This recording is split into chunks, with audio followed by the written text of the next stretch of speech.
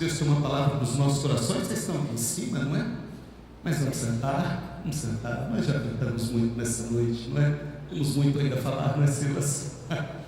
Eu sei que vocês querem tocar, eu quero cantar, mas a hora passa muito rápido. Já são 8, 7h59. E o tempo precisa ser em nosso favor, não é nosso aliado. Então nós damos a palavra do Senhor. Deus tem uma palavra para os nossos corações, amém? Quem veio aqui nessa noite para ouvir uma palavra de Deus, deixa eu ver, amém, aleluia. Deus sempre fala conosco, por bondade e misericórdia exclusiva dEle, é assim e é por isso que Ele fala, não porque sejamos dignos, não porque estamos preparados para falar ou para ouvir, mas a palavra do Senhor, ela vem de encontro, irmãos, à nossa necessidade, aquilo que nós estamos precisando ouvir. Nem sempre, aliás, na maioria das vezes, não é aquilo que nós queremos ouvir. Na maioria das vezes, a palavra do Senhor vem tocar em áreas da nossa vida que nós estamos precisando que ela toque. Por isso que a palavra de Deus é uma palavra poderosa. A Bíblia, dizendo dela mesma, o texto sagrado, falando sobre ela mesma, diz: porque a palavra de Deus, ela é mais poderosa do que qualquer espada de dois gumes. Antes diz: porque a palavra de Deus, ela é viva e eficaz, poderosa ou mais poderosa do que qualquer espada de dois gumes, ou seja, que corta em todas as direções, de cima para baixo, da esquerda para a direita, da direita para a esquerda, de baixo para cima. E a Bíblia diz que ela vai na profundidade da alma e do espírito, das juntas e medulas, e ela é apta para discernir os pensamentos e as intenções do coração. Esse é o poder dessa palavra. Esta é a propriedade da palavra de Deus que nós estamos pregando domingo após domingo, semana após semana, quinta após quinta, quarta após quarta. Todas as vezes que nós nos reunimos, nas terças-feiras nos grupos de comunhão, nas quartas-feiras aqui nas reuniões de mulheres, na quinta-feira no Reconete, na sexta-feira de manhã pela oração, na sexta-feira no teatro, no sábado nos adolescentes, sábado à noite quando nós nos encontramos aqui no Libertos ou outros cultos da igreja, no domingo de manhã da Santa Ceia, no domingo à noite, o centro das nossas reuniões é e deve ser a palavra de Deus. O centro das nossas reuniões deve estar a palavra do Senhor, porque é ela a autoridade por excelência. Não existe autoridade acima da palavra de Deus. A palavra de Deus é a autoridade por excelência. Ela é o guia, é o manual, é a bússola daqueles que estão nessa caminhada, nessa jornada em direção ao Senhor. Quer ser conduzido, quer ser guiado por mãos seguras, firmes, a palavra do Senhor possui essa propriedade e essa autoridade. E eu amo a palavra de Deus, eu sou apaixonado nessa palavra, eu dependo dela, eu vivo com ela, eu preciso dela. E eu te aconselho, meu amigo que está aqui, você que está aqui nesta noite, se você ainda não tem essa familiaridade, esse gosto pela palavra do Senhor, busque isso quanto antes para a sua vida. As pessoas têm sido levadas, como diz Pedro, de um lado para o outro, como nuvens sem águas, por qualquer vento que sopra para lá e para cá, porque não conhecem a palavra do Senhor, não tem intimidade com esta palavra. Então comem de qualquer boca, ouvem de qualquer voz, tomam qualquer decisão e vão para qualquer direção, porque não conhecem a palavra de Deus. Mas eu louvo a Deus por esta igreja, que nós entendemos o valor da palavra.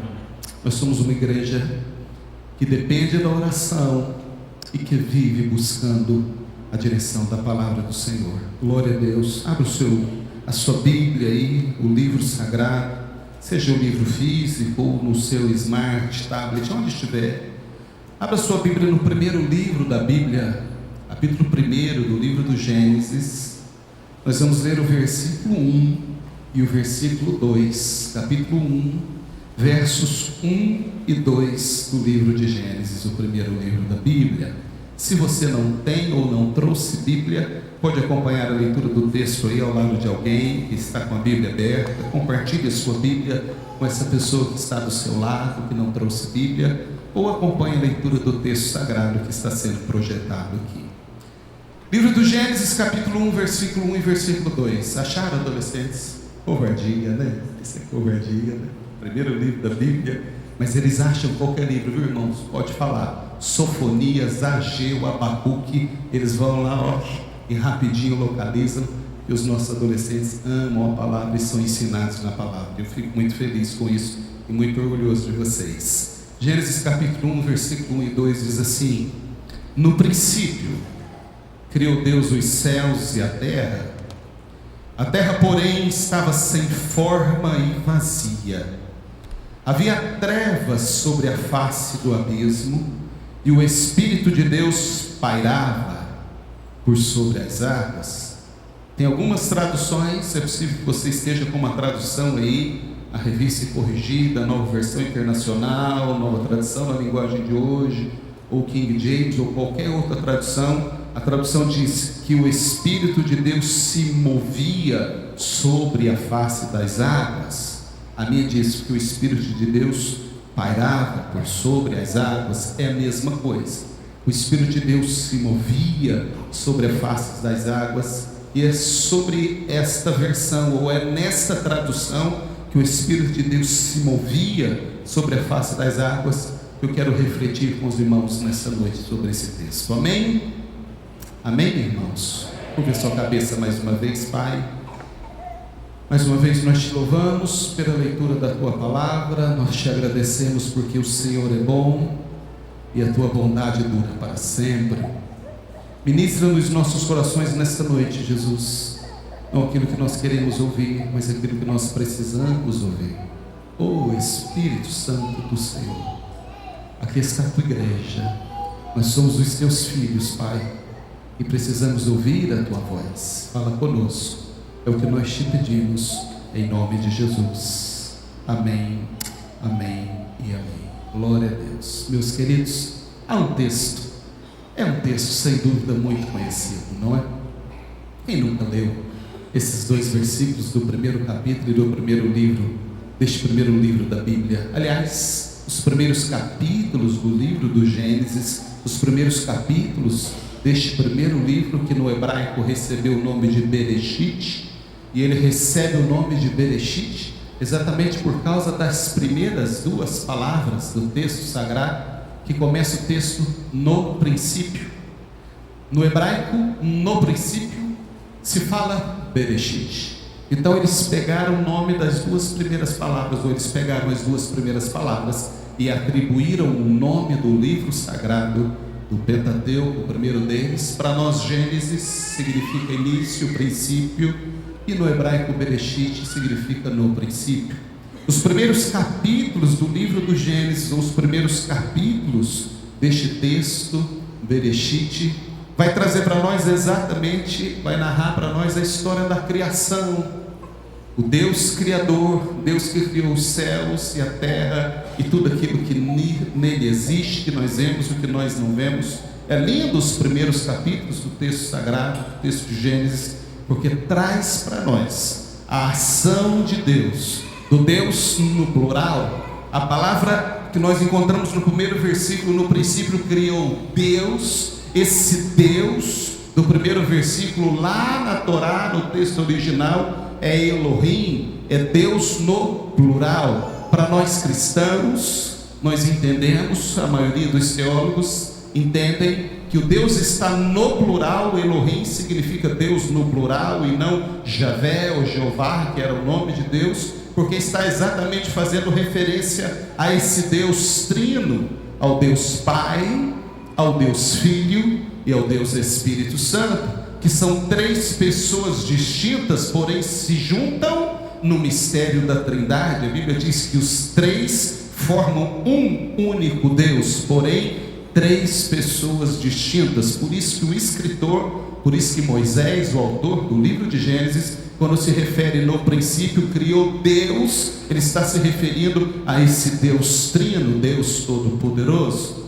Esses primeiros capítulos do livro de Gênesis vão trazer para nós a história da criação, Cacau. Como Deus ordenou o que estava desordenado, como o Senhor jogou luz aonde havia trevas, como Deus criou do nada todas as coisas que ainda não existiam, debaixo do poder da sua palavra, da palavra liberada, da palavra rema, da palavra que acontece, da palavra que realiza. A Bíblia diz que debaixo da autoridade da palavra de Deus, todos os mundos foram criados, por conta do poder da palavra liberada de Deus. Aonde não existia, passou a existir. Onde havia trevas, houve luz. Onde estava desordenado, houve ordem. Onde estava o caos, o Senhor organizou e estabeleceu ordem nesse caos. É sobre isso que esses primeiros capítulos do livro do Gênesis vai trazer para nós a informação e a narrativa do autor, até que chega o momento que a Bíblia diz que o Senhor decide criar o homem, e a partir do homem decide criar a mulher. É sobre isso que falam os capítulos iniciais do primeiro livro da Bíblia. Mas nesta noite, irmãos, nesta noite, eu quero falar um pouquinho com os irmãos. De algum tempo, Deus tem falado no meu coração sobre este versículo, e tem me tocado de uma forma muito forte. E eu estava esperando um momento em que eu pudesse compartilhar com a igreja esta palavra, esta mensagem, que traz para nós toda a carga de emoção, de espiritualidade, de graça e de direção do Espírito a partir desses dois versículos. Eu não quero falar com os irmãos nessa noite sobre a criação, o processo da criação de Deus, o momento da criação, a maravilha que foi a criação do Senhor, mas eu quero falar nesta noite com os irmãos exatamente sobre a terceira pessoa da Trindade, que o texto nos informa que, havendo a terra sem forma e vazias e trevas sobre a face do abismo, o Espírito de Deus se movia sobre as faces desse abismo, sobre a face das águas. É sobre o Espírito de Deus, essa terceira pessoa da Trindade, o Deus Criador, o Deus que estava presente na criação e na fundação de todas as coisas, o Deus que era antes de todas as coisas. É esse Espírito Santo de Deus que nós recebemos como companheiro de viagem, como companheiro de jornada, para estar conosco nessa caminhada, que eu espero e quero, irmãos, nessa noite, com a ajuda do Espírito Santo, falar aos irmãos. E esse texto para mim é emblemático, porque nós já começamos o texto sagrado vendo uma ação do Espírito Santo, ou seja, o Espírito que se move. O Espírito que se move, organizando, jogando luz e fazendo todas as coisas acontecer.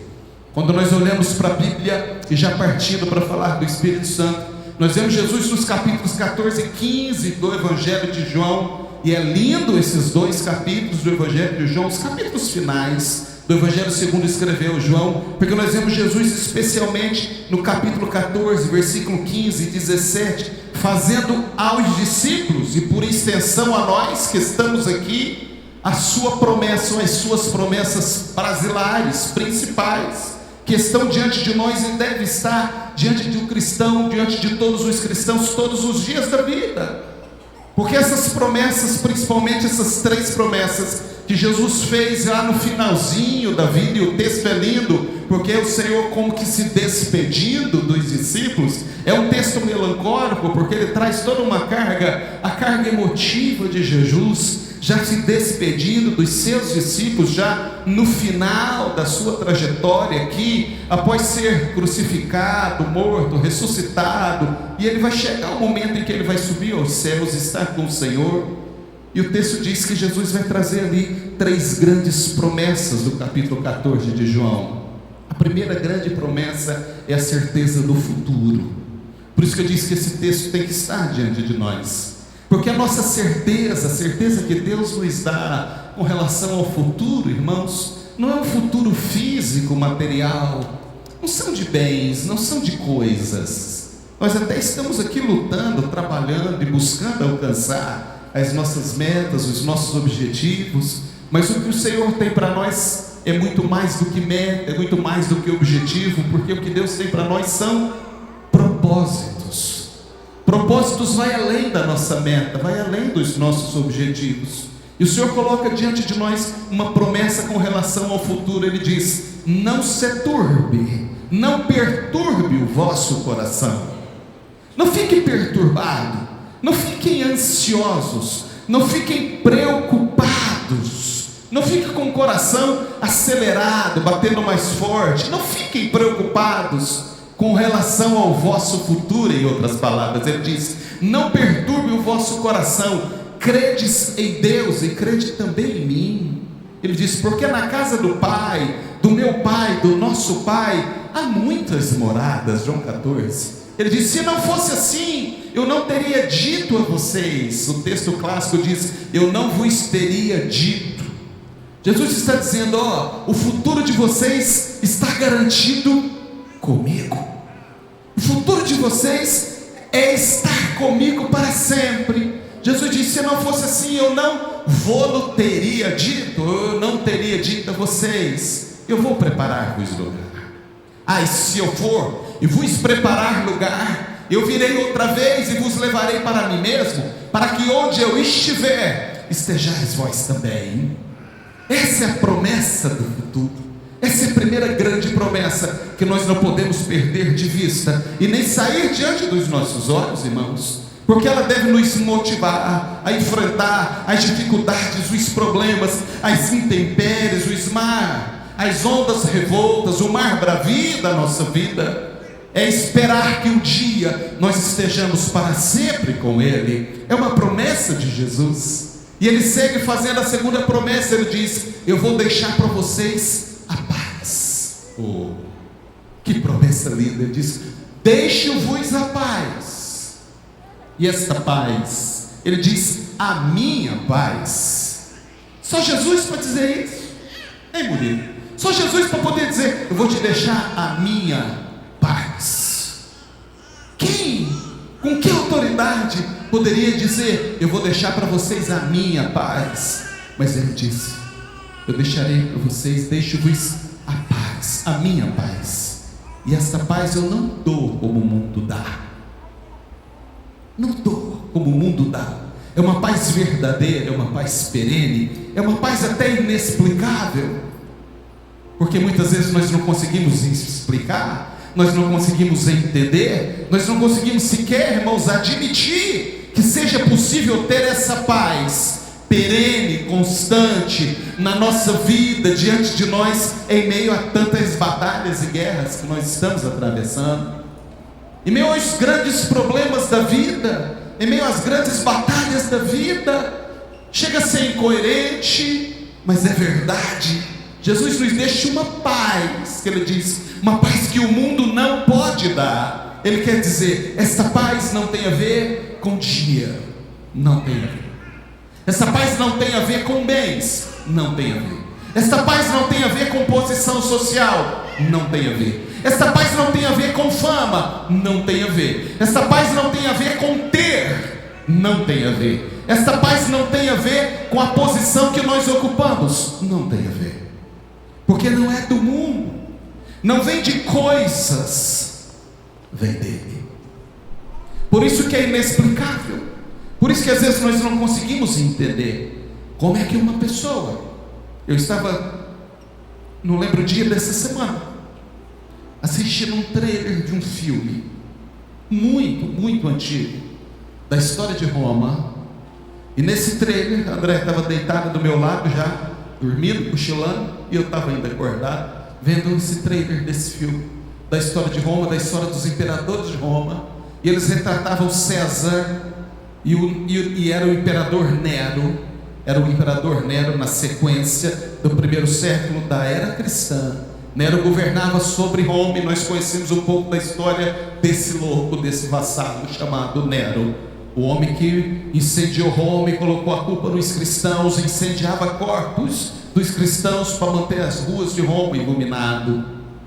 As ruas de Roma eram iluminadas pelos corpos dos cristãos. Esse era Nero, o imperador romano, e ele do trono dele. E esse trailer desse filme que trazia a história do Império Romano mostrava Nero no trono dele, ao lado da imperatriz, os cristãos sendo lançados no Coliseu, na arena romana, para serem devorados pelos animais, e os cristãos cantavam. E eles cantavam um hino, enquanto os animais não chegavam, eles cantavam. E no filme Nero fica indignado, ele pergunta, ele diz para a imperatriz: eu não entendo, eles cantam. Ele dizia: eles cantam, como é que eles podem cantar? Eu ordeno que eles parem de cantar. E alguém corria e transmitia o recado do imperador para esses cristãos, os nossos irmãos do primeiro século, que seriam comidos, que seriam dilacerados pelas feras, e dizer: o imperador está mandando vocês pararem de cantar. E aí eles cantavam mais forte ainda, eles enchiam os pulmões e cantavam e adoravam a Deus com os hinos de adoração ao Senhor. É inexplicável, o cara pirava, dava um nó na cabeça desse Nero, pelo menos no Nero do filme, porque como cantar, como explicar tamanha confiança, tamanha esperança, tamanha sensatez, que chega a ser insensatez, diante de uma situação tão difícil da vida, a pessoa encontrar um espaço ainda para cantar. E nós vemos isso com Paulo e Silas, após serem tomados por presos e levados e lançados no cárcere interior, e a Bíblia diz que eles foram espancados, eles apanharam muito, e naquela prisão fria e escura, num determinado momento, Paulo pergunta para Silas se ele estava lá, porque ele não via, mas ele imaginava que Silas pudesse estar, e Silas dizia: eu estou. E o que eles fizeram um com o outro foi: vamos cantar um hino ao Senhor. Após serem, irmãos, espancados violentamente, porque estavam anunciando a palavra do Senhor, estavam falando de Jesus, eles foram espancados, lançados na solitária da prisão. E a Bíblia diz que perto da meia-noite eles começaram a cantar. Oh, como eu queria saber que hino que Silas e Paulo cantou naquele dia. Como eu gostaria de saber que louvor que eles apresentaram ao Senhor. Eu não sei qual foi, mas eu tenho certeza absoluta que não vai ser, ou que não foi, alguns desses louvores, ditos louvores que nós ouvimos por aí, não é? O inimigo vai aplaudir de pé minha vitória, eu vou sair da frente, o mar vai abrir, se não abrir eu vou atropelar tudo e vou passar por cima. Eu tenho certeza que não foi esse tipo de louvor que Paulo e Silas cantou, porque o louvor deles, irmãos, tocaram o coração de Deus. O louvor deles tocou o coração de Deus. E a Bíblia diz que perto da meia-noite houve um terremoto na prisão e no cárcere. O alicerce, a base, o fundamento da prisão foi abalada, e o milagre aconteceu. É inexplicável, mas tem a ver com o que Jesus disse: eu deixo-vos a paz. A paz. Eu não sei como você chegou aqui, nós já ouvimos isso essa noite aqui na ministração do louvor. Eu não sei o que te trouxe, eu não sei como você chegou. É possível que dentre nós tenhamos algumas pessoas, ou até muitas pessoas, passando por momentos difíceis exatamente nesse momento, por momentos difíceis na vida. Mas nessa noite que o Senhor quer é te dar essa paz, uma paz que vai além da medicina, uma paz que vai além da justiça, uma paz que vai além dos laudos, uma paz que vai além das contas nos bancos, uma paz que vai além das notícias que você tem recebido, uma paz que vai muito além de tudo isso daí. Jesus disse: eu deixo-vos a paz. Essa foi a segunda grande promessa de João 14:15, que nós devemos ter diante de nós, irmãos. Ele disse: eu deixo-vos a paz, eu garanto o futuro de vocês, eu vou estar com o Pai, mas eu vou voltar para levar vocês para estar comigo. Eu deixo-vos a paz. Ele termina dizendo: eu vou rogar ao Pai, e Ele enviará o Consolador para que esteja com vocês para sempre. Eu vou rogar ao Pai e pedir para que Ele envie este Espírito Santo, o Espírito Santo, que é o Paracleto. Paracleto significa alguém chamado para ficar ao lado.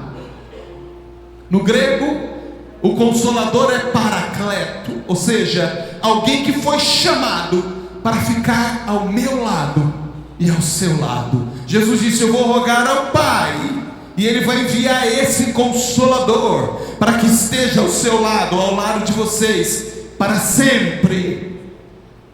Chamaram para ajudar, chamaram para nos auxiliar, chamaram para nos ajudar nessa jornada. Quando a gente não quiser mais continuar, é Ele que vai nos ajudar a continuar. Quando a gente estiver parado ou pensando em parar, é Ele que vai nos ajudar a seguir adiante. Quando a gente estiver com dificuldade da jornada de caminhar, Ele vai dizer: eu vou te tomar no colo, eu caminho por você e com você nos meus braços.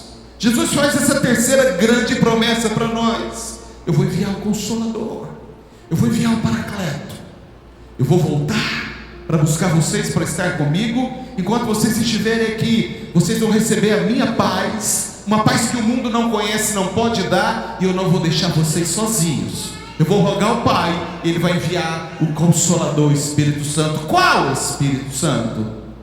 Esse Espírito Santo de Gênesis 1. A Bíblia diz que o Espírito movia sobre a face das águas.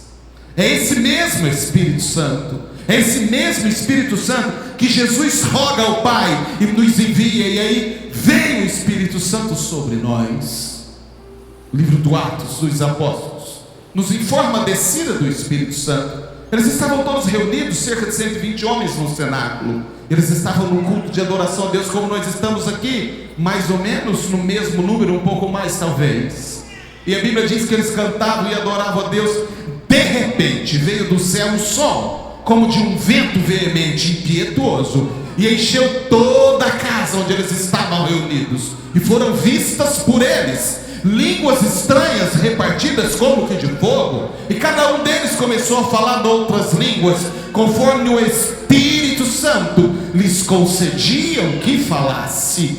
Isso marca a descida do Espírito Santo, o momento em que o Espírito Santo veio, enviado pelo Pai, toma aquelas vidas, daqueles homens simples, rudes, daqueles pescadores, homens sem nenhuma posição social, e de repente diz a Bíblia que eles começaram a falar em várias línguas de todas aquelas pessoas que estavam em Jerusalém naquele dia, árabes, cretenses, bárbaros, gregos, otomanos e tantas outras línguas. Eles começaram a falar e eles entendiam na sua própria língua o que Deus estava falando com eles.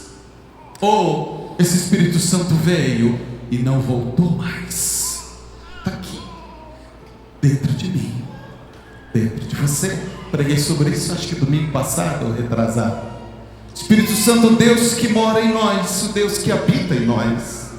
Irmãos, mas a verdade é que tem muitas pessoas que não entendem ou desconhecem o verdadeiro papel do Espírito Santo em nós. Alguns acham que o Espírito Santo é um amuleto. Alguns acham que o Espírito Santo é uma força. Alguns acham que o Espírito Santo é uma energia boa, uma energia positiva. Alguns acham que o Espírito Santo, Pedro, é um fluido positivo, uma sensação, um arrepio de pele. Alguns estão tratando o Espírito Santo como se o Espírito Santo fosse algo mágico. Não é. Não entendem, não compreendem. Acham que o Espírito Santo é um dínamo, um power, uma potência. Não é. Não é isso que nós encontramos na Bíblia. A Bíblia nos diz qual é a natureza do Espírito Santo. A natureza desse Espírito Santo que Jesus rogou e diz: Pai, envia o Consolador. E a natureza do Espírito Santo ele é Deus, porque ele tem todos os atributos de Deus. Por isso ele é a terceira pessoa da Trindade. Ele é onisciente, ele é onipresente, ele é onipotente e ele tem o princípio da eternidade. Eu já disse aqui algumas vezes, ou uma vez pelo menos aos irmãos, é raro dizer que Deus é infinito, porque Deus não é infinito. Infinito é a matemática, infinito é aquilo que tem começo e não tem fim. Isso é infinito. Deus não é infinito, Deus é eterno, porque Deus não tem começo e não tem fim. Por isso que Deus é eterno. E o Espírito Santo é Deus, porque ele tem todos os atributos de Deus. Então ele não é uma potência, ele não é um arrepio, ele não é um fluido, ele não é um power, ele é Deus e deve ser adorado como Deus. Pensa no meu privilégio, no seu privilégio, de ter esse Deus, que tem todo o poder, que está em todo lugar, que tem a presciência, que sabe todas as coisas, e que é eterno, habitando dentro de nós, morando dentro de mim, morando dentro de você. É esse Espírito Santo que nós adoramos e cultuamos nesta noite. Quando eu olho para a Bíblia, eu vejo que a natureza do Espírito Santo, que é Deus, também é uma pessoa. A Bíblia diz que ele é a terceira pessoa da Trindade. Ele pensa, ele sente, ele age, ele revela, ele fala, ele intercede, ele chora, ele geme, ele tem sentimentos. Por isso que ele é uma pessoa. E nós tratamos o Espírito Santo como se fosse algo abstrato, distante. Não. A Bíblia diz claramente, ele é uma pessoa que fala, que clama, que chora, que se alegra, que entristece. Mas Deus sente isso? Sente. E é por isso que esse Deus é maravilhoso, porque não é um Deus apático, não é um Deus apenas transcendente. O que significa dizer transcendente? Que Deus nos fez, Deus formou todas as coisas, regulou o mundo da maneira que Ele acha que deveria regular, fez a mim, fez a você, deu corda nisso tudo e transcendeu, e se afastou e disse: se vira agora vocês aí, já fiz a minha parte. Não, esse Deus é transcendente, porque Ele transcende todas as coisas, mas Ele também é imanente, que significa dizer, Ele brota do meio, Ele está no meio, Ele está presente, Ele está junto, Ele está conosco. O mesmo Deus transcendente, que fez todas as coisas, é imanente, Ele está conosco aqui, dentro de mim, dentro de você. É por isso que esse Deus é maravilhoso. É por isso que a Bíblia diz que Ele sente, que Ele clama, que Ele chora, que Ele determina, que Ele revela, que Ele anda, que Ele caminha, que Ele age, porque Ele é uma pessoa. Billy Graham, quando escreve a biografia dele, me lembro aqui, ele disse que uma das coisas que mais impactou a vida dele foi quando ele teve a oportunidade de ir para a Índia, na cidade de Varanasi, com o propósito de levar a palavra, levar o Evangelho. Impactou muito a vida dele, porque ele via nas margens do rio, do famoso rio da Índia, as pessoas sendo cremadas a céu aberto, as pessoas que morriam sendo cremadas a céu aberto, e as suas cinzas lançadas no grande rio. E ele recebeu notícia, informação daquelas pessoas que estavam com ele, alguns guias que conduzia Billy Graham na primeira viagem à China, à Índia, melhor dizendo, no meados do século 20. Ele dizia que os seus guias relataram para ele, contaram para ele como é que era o ritual de passagem de um indiano que servia ou que adorava milhares e milhares de deuses. Mas ele ouviu também desses mesmos guias alguém dizendo para ele que os deuses mais fortes podiam exigir, e os pais obedeciam quando eles exigiam que os pais lançassem as suas crianças recém-nascidas vivas em oferta para ele, para esse Deus no rio. E eles obedeciam e lançavam as suas crianças recém-nascidas em oferta a esse Deus que eles acreditavam estar sendo levados a ouvir essa voz e a obedecer o que pediam para eles. Criancinhas recém-nascidas eram lançadas naquele rio em oferta, em oferenda a esses deuses. Ele dizia no livro dele, já morreu Billy Graham ano passado, com 99 anos, pertinho de completar 100, dos maiores pregadores do século XX, da atualidade, o maior que eu tive a oportunidade de ouvir e ver pregar, e muitos aqui certamente teve também. O pregador mais respeitado da América, um dos mais respeitados do mundo. Ele dizia: mas eu dou graças a Deus, porque eu sirvo um Deus que sente a minha dor e que é incapaz de me pedir, ou de exigir, ou de determinar que eu lance os meus filhos no rio e oferenda para Ele. Nós servimos um Deus, irmãos, que entende a nossa dor, porque Ele passou por aqui. Jesus, ao se revelar ao homem, Ele sentiu na pele, na carne, como Deus e como homem, todas as nossas angústias, as nossas tristezas, as nossas dificuldades. Por isso que quando Ele chega diante do túmulo de Lázaro, e Lázaro está sepultado há 4 dias, João 11:35 diz que Jesus chora. É o menor versículo da Bíblia. O versículo diz: Jesus chorou, ponto. Ele chorou.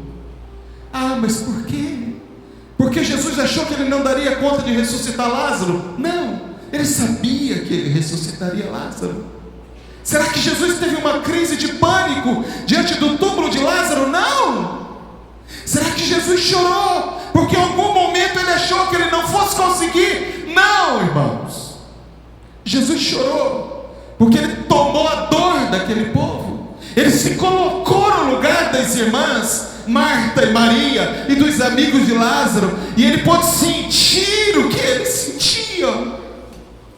Essa era a maior propriedade de Jesus, se colocar no lugar das pessoas que sofriam.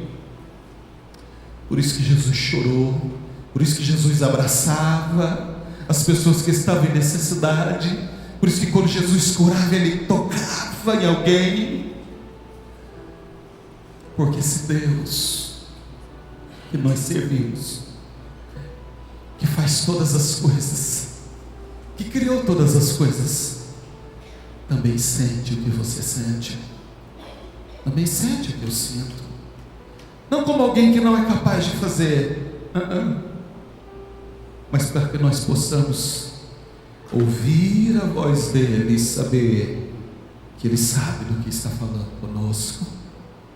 Por isso que a palavra muitas vezes ministra nos corações e traz conforto e toca, porque o Espírito Santo sabe o que você está sentindo aí nesse exato momento e o que te trouxe aqui.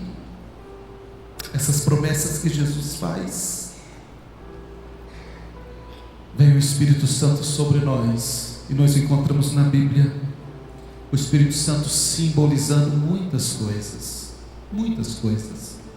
A Bíblia diz que o Espírito Santo, em alguns momentos, ele é comparado, ele recebe o símbolo da água. Isaías 44, versículo 3 diz: o Senhor: derramarei água sobre o sedento, rios sobre a terra seca, e derramarei o meu Espírito sobre a tua posteridade. O Espírito Santo às vezes é comparado com a água que lava, Gisele, com a água que mata a sede, com a água que leva vida. Há um texto dos Salmos que diz que rios correrão e renovarão aqueles que estão assentados diante do Altíssimo, que descansa na sombra do Onipotente. A Bíblia diz que é um rio cujas águas alegram a cidade de Deus, o santuário da morada do Altíssimo. O Espírito Santo como a água que leva vida. Aonde a água passa, a água vai levando vida. Por isso que ele é comparado com a água. O Espírito Santo é comparado com óleo, com azeite na Bíblia. A Bíblia diz no Salmo 45:7: o teu Deus te ungiu com óleo de alegria. Unção fala de consagração, de separação, de ser separado para Deus. Então o Espírito Santo ungiu a mim, ungiu a você, para que nós sejamos separados para Ele, para que nós fôssemos consagrados para o Senhor. Ele nos ungiu com esse óleo de alegria. Essa alegria que eu disse há pouco, que as pessoas não entendem, o mundo não entende. Mesmo em meio a dificuldades, nós somos capazes de ser tocados por essa alegria do Espírito e sentir uma alegria genuína, verdadeira, que não depende da condição, que não depende da circunstância. É uma alegria genuína, é uma alegria que brota de dentro e, de novo, inexplicável muitas vezes. O Espírito Santo na Bíblia é comparado com fogo. Fogo fala de purificação. Eu disse aqui um dia desses, Mateus 3,11, João, o profeta de Deus, a Bíblia diz que ele dizia: eu vos batizo com água, mas depois de mim virá um que vos batizará com o Espírito Santo e com fogo. O Espírito Santo é o fogo que consome a impureza, é o fogo que purifica, é o fogo que limpa, irmãos, que limpa os nossos pecados, as nossas impurezas. É o fogo que purifica, que faz o que de melhor nós temos, o que de melhor nós temos, realçar. Por isso que o ouro é provado no fogo, e ele é purificado pelo fogo, ele passa pelo crisol, para que realce o brilho que de melhor esse minério tem. O Espírito Santo na Bíblia, muitas vezes, ele é comparado com o selo. Se nós olharmos em Efésios 1,13, Paulo escreve: fomos selados pelo Espírito Santo. Selo fala de propriedade, de autenticidade. Nós somos selados, nós temos uma marca do Senhor, que nós pertencemos a Ele. Quando nós autenticamos um documento e levamos o documento ao cartório para autenticar, uma cópia com o original, lá no cartório eles colocam um selo de autenticidade, não é isso, Paulinho?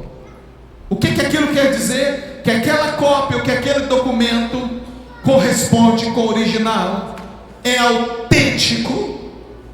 Nós recebemos um selo do Espírito Santo, dizendo que nós somos autênticos no Senhor. Nós recebemos o selo do Espírito Santo, dizendo que nós somos propriedade dele, selado com o anel do Senhor. Lá na antiguidade, quando o rei fazia um decreto, e aquele decreto seria cumprido sobre qualquer circunstância, e nem o rei poderia revogar. Foi por isso que Daniel foi parar na cova dos leões. O rei fez um decreto que aqueles que adorassem qualquer outro Deus que não fosse ele mesmo, seria lançado na cova dos leões. Daniel era servo do Deus Altíssimo, diz a Bíblia. Por 3 vezes ao dia, ele se colocava de joelho diante do Senhor e orava e adorava ao Deus dos céus. E eles ficaram de olho, observando e acompanhando Daniel. Quando ele fez isso, eles denunciaram Daniel ao rei e à guarda real. Lá foi Daniel lançado na cova dos leões. Por quê? Porque o rei fez um decreto e selou com o anel dele, dizendo: é irrevogável. Esse decreto é irrevogável. Isso quer dizer que nós somos selados pelo Espírito Santo, e é irrevogável o que Deus tem sobre a sua vida.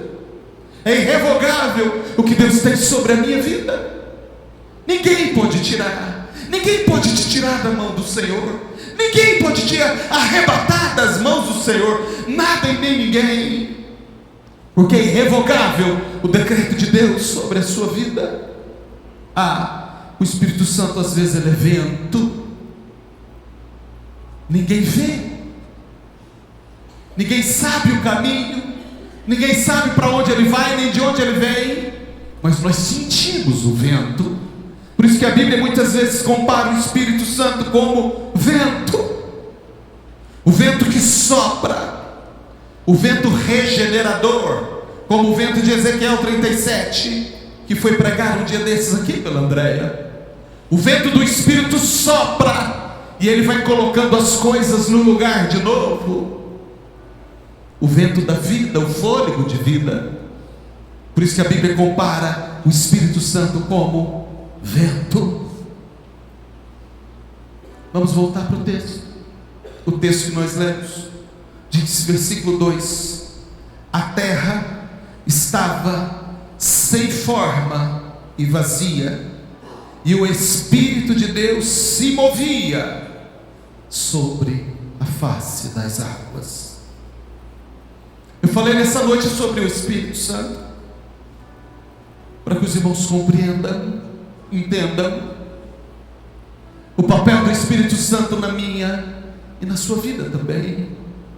O texto que nós lemos diz: a terra estava sem forma e vazia, e o Espírito de Deus se movia sobre a face das águas. Nós entendemos no texto que um dos outros atributos do Espírito Santo, além de todas essas características dos signos que eu disse, é que o Espírito Santo se move. Ele não é estático, ele se movimenta, ele se move. O texto nos apresenta o Espírito Santo se movendo sobre a face das águas. Mas antes diz que a terra estava sem forma e vazia. Que o Senhor vem falando comigo sobre esse texto há algum tempo é que, para que esse Espírito Santo possa se mover, ou todas as vezes que o Espírito Santo quer se mover de forma criativa, ele ainda tem que encontrar aqueles que não têm forma e que estão vazios. Para que o Espírito Santo possa se mover na minha e na sua vida de forma criativa, criando, trazendo vida de novo, soprando, colocando as coisas no lugar, ele precisa encontrar a mim e a você sem forma e vazio. O que quer dizer? Sem forma definida. Nós cantamos aqui nesta noite: mais de ti, menos de mim. Se o Espírito Santo mover em você, para que ele possa mover em você e em mim, eu não posso chegar diante dele definindo a forma, dizendo: eu quero assim, eu sou assim, eu sou assim. Se o Senhor quiser se mover em mim, mova do jeito que eu sou. Se o Senhor quiser se mover em mim, tem que ser desse jeito mesmo. A Bíblia diz que o Espírito movia numa terra sem forma, porque para que o Espírito se mova, eu não posso chegar diante dele com uma forma pré-definida e dizer: quer é assim, não quer, passa outra hora com mais tempo. Eu sou do meu jeito, eu sou assim, eu falo o que eu acho que eu devo falar, eu acho da forma que eu acho que eu devo agir, eu vou fazer desse jeito e pronto, e acabou. Já tem uma forma, já está definido. O Espírito Santo não vai se mover, porque para ele se mover, ele faz a forma. Lembra da passagem do oleiro? Deus dizendo: eu vou dar forma a esse vaso. Não é o vaso que grita para o oleiro, vaso gritando para o oleiro: oleiro, eu quero ser assim.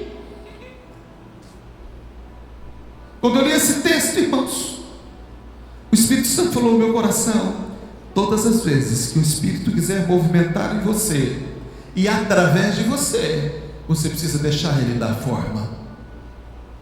É ele que vai fazer a forma, não é você. Isso quer dizer que não é do jeito que eu quero, não é do jeito que vocês querem, não é do jeito que nós queremos. Para que o Espírito Santo mova, nós temos que deixar ele dar forma do jeito que ele quiser. Mas não é apenas sem forma. O texto diz que o Espírito se movia numa terra sem forma, mas também numa terra vazia. Se você quer que o Espírito Santo se mova em você, você precisa estar vazio de você mesmo. Eu preciso estar vazio de mim mesmo. Eu preciso ter a humildade de perceber que eu não tenho todas as respostas. Eu preciso me esvaziar de mim mesmo, para que ele me encha dele, da presença dele. Como é que o Espírito vai se mover em mim, se não tem espaço para ele ocupar dentro de mim? Está tudo tomado, toda a minha vida está tomada pelas minhas convicções, pelas minhas certezas, pela minha história, pelo meu passado, por aquilo que aconteceu, pelas minhas mágoas, pelos sentimentos e ressentimentos, por situações não perdoadas, por ressentimentos que nós não conseguimos ainda nos desligar, porque nós não liberamos o perdão. E existe algo muito grande ocupando o espaço dentro da sua casa, na sala principal da sua vida, que está impedindo o Espírito Santo de se mover. Aleluia. Eu sinto a presença dele aqui.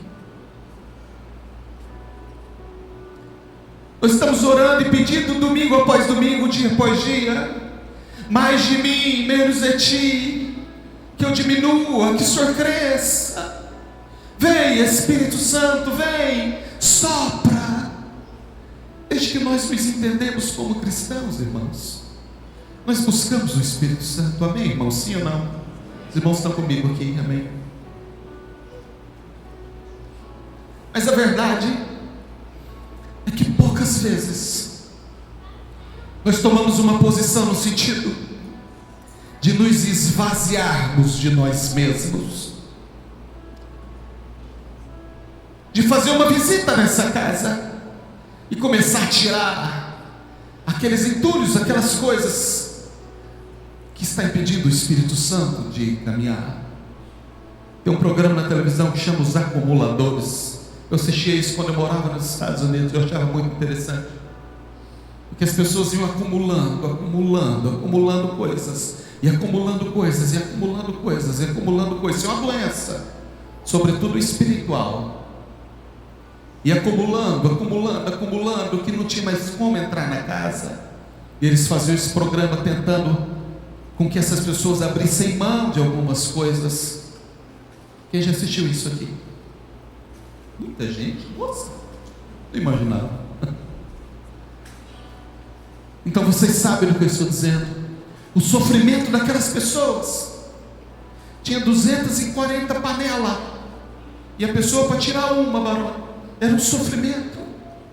Deixa eu levar isso embora, deixa eu jogar. Não. É como se parte dela estivesse ido embora com aquilo. Coisas que não usavam, que cheiravam mal, que deixavam o ambiente sujo, carregado. Ninguém podia entrar numa casa daquela. A família sofria, os filhos sofriam quando o caso era com a mãe ou com o pai, e a pessoa não queria abrir mão daquilo,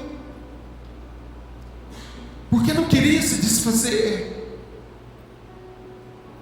Às vezes nós somos acumuladores de ressentimentos, de mágoas, de tristezas, de problemas, e nós vamos acumulando, e acha que a gente tem que viver e conviver com isso.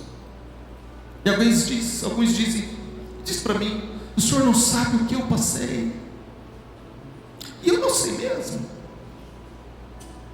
Mas o Espírito Santo, que sabe todas as coisas, sabe como você chegou aqui, e sabe que esta palavra está sendo ministrada para que algumas coisas saiam da sua vida.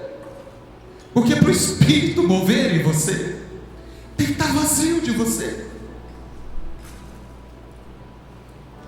Não pode ter forma, e tem que estar vazio. E às vezes você frequenta uma igreja há 5, 10, 15, 20 anos, mas não conseguiu liberar. Está acumulando e acumulando sentimentos que tem entristecido o Espírito Santo, que tem te trazido prejuízo, dor, mais tristeza ainda, porque diz: eu não sou capaz, eu não consigo. Ele está aqui nesta noite para te ajudar, para te mostrar que Ele vai te ajudar. Ele vai até o fim. Ele vai ter um fim com você. Ele não vai te deixar no meio do caminho. Ele não vai te deixar envergonhado, envergonhada. Ele vai ter o fim da decisão que você tomar nessa noite, para que o Espírito Santo possa se mover. Aleluia. Se você puder sentir o que eu estou sentindo aqui, precisa estar sem forma e vazio. A Bíblia diz que o Espírito se movimentava sobre a face das águas. É tudo que Ele quer fazer na sua vida hoje. Quando o Espírito movimenta, Ele leva vida. Quando o Espírito movimentava, jogava luz onde estava escuro. A Bíblia diz que Deus diz: haja luz. O Espírito movimentava, jogava luz. A Bíblia diz: haja vida. O Espírito movimentava e levava vida. O Espírito movimenta, levando vida, mudando realidade, transformando o caos em ordem. Mas precisa estar vazio. Precisa tirar essas coisas, se livrar dessas coisas. Ei, não seja um acumulador espiritual, não seja uma acumuladora de coisas ruins, não seja. Libere hoje. Fique livre dessa carga em nome de Jesus, o Nazareno. Fique livre. Decida hoje tirar tudo aquilo que está impedindo que o Espírito Santo circule livremente na sua vida. Essa espiritualidade pseudo, essa falsa espiritualidade, esse falso legalismo, essa religiosidade exacerbada, que julga tudo e julga todos, que aponta, que fala, que agride com palavras às vezes, também impede que o Espírito Santo flua dentro de você. Pseudo-santidade, pseudo-oposição diante de Deus. Ei, Deus conhece a mim e Deus conhece você. Ele sabe quem nós somos e nós não passamos de pó e barro na presença dele. Seja moldável. Não queira você tomar forma que acha que deve ser. Não. Que o Senhor nos livre, que nós possamos ter a humildade de perceber, irmãos, que nós precisamos dele. Nós não temos as respostas, nós não temos. Nós necessitamos dele. E o Espírito Santo quer fluir, quer soprar. Esse texto, esse versículo 2, lá no texto original da Torá, quando diz que o Espírito Santo se movia, preciso fechar a Bíblia para me parar de pregar, que diz que o Espírito Santo se movia, o verbo hebraico que está lá é ruá. Ruá. O ar, o vento de Deus, o sopro, liberado como se fosse do hálito de Deus, da boca do próprio Deus. Ruá. É o Espírito em movimento, é o Espírito que se move, é o Deus Espírito Santo, a terceira pessoa da Trindade. Fica de pé, eu preciso terminar esse culto, eu quero orar por você. Aleluia. O Espírito Santo move, Ele move na igreja, Ele move através da palavra, Ele move nos corações. Eu sei que Ele moveu aí, mas nós precisamos liberar o espaço para Ele. Um dia desses, uma semana, 2 semanas atrás, nós chamamos um rapaz lá no escritório que mexe com informática, para mexer no computador do Caio. Estava muito lento, estava travando. O cara chegou lá, não foi, Caio? E o rapaz disse: eu vou formatar essa máquina de novo. Ele tirou tudo aquilo que estava lá dentro, que não usava mais, arquivos que estavam há anos lá, alguns viciados, arquivos viciados, provavelmente alguns com vírus, que estavam impossibilitando, dificultando a máquina de trabalhar, de fluir, de ter velocidade. Ele diz: eu vou formatar, vou tirar esses arquivos aqui, esses arquivos estão tudo errado, tudo no lugar errado. Ele tirou tudo aquilo e fez uma limpeza na máquina, que chama formatar, fiquei sabendo esses dias, e reinstalou só aquilo que era necessário, e a máquina, ó, nem precisou trocar mais. Deixa o Espírito Santo formatar você nessa noite. Deixa Ele tirar de você aquilo que você não precisa mais. Deixa o Espírito Santo te formatar, para que você possa fluir, andar leve, não travar por qualquer coisa e com qualquer coisa. Libere espaços no seu HD para o Espírito Santo. Deixa o Espírito Santo formatar a sua vida. A Bíblia diz que o Espírito Santo movia sobre a face das águas. Ele estava ordenando aquilo que estava em desordem. Entenda, a Bíblia diz que a terra estava sem forma e vazia, e havia trevas sobre a face das águas, mas o mover do Espírito Santo começou a ordenar esse caos de novo. Ele quer ordenar a sua vida, dar sentido de novo. Libera isso. Fala para Ele nessa noite. Aí, onde você está? Ei, eu não vou chamar ninguém para vir na frente. Não vou chamar. Porque eu quero que você tenha um encontro, uma conversa com o Senhor muito íntima aí. Eu não quero te emocionar, te levar isso na base da emoção. Não, eu não quero, não preciso disso. O Espírito Santo não precisa dessa minha ajuda. Eu quero que você, onde você está agora, no momento de intimidade com o Senhor, esses meninos vão cantar aqui, e a palavra está sendo ministrada para vocês também, que compartilham esse altar comigo. Peça para o Espírito Santo visitar vocês. Peça para que o Espírito Santo possa entrar na vida de vocês e visitar aqueles quartos e dizer: Senhor, o que eu preciso liberar? O que eu preciso deixar? Me ensina a esvaziar, me ajude a me esvaziar. Eu não quero mais dizer para o Senhor a forma.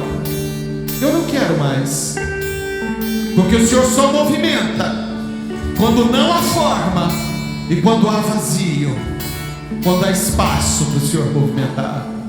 Feche os seus olhos, eu já vou orar por você.